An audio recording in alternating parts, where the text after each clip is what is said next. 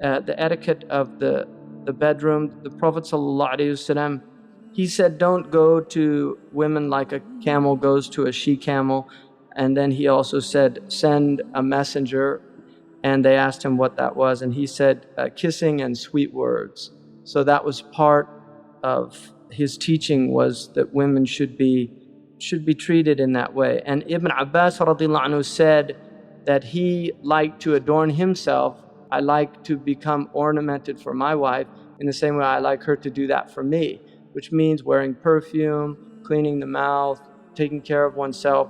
All of those are important, and they're the sunnah of both men and women. And then Aisha radiallahu anhu said that the Prophet ﷺ, كَانَ يَمُصُّ لِسَانِهِ, he used to suck my tongue, and that's related in a sound hadith. And actually in traditional Chinese medicine, it's considered an actual healthful thing to do for the two partners to actually, there's an exchange of fluid, and it's considered to be a beneficial thing.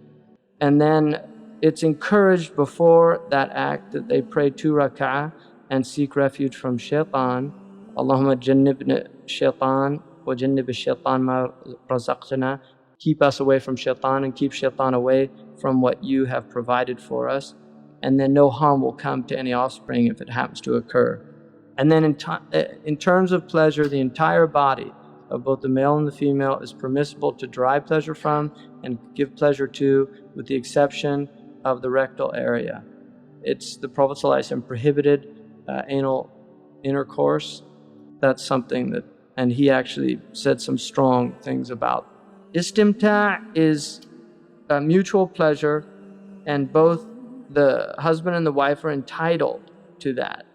And I mentioned that traditionally in Sharia, it's considered a man's right at any time, and the reasons for that have to do with men being more prone to being overcome by their appetite. The Prophet ﷺ said that a woman actually has more appetite than a man, but the modesty is so intense in a woman that it protects her, whereas the man doesn't have the haya component as strong in him, and so it can become more dangerous for him.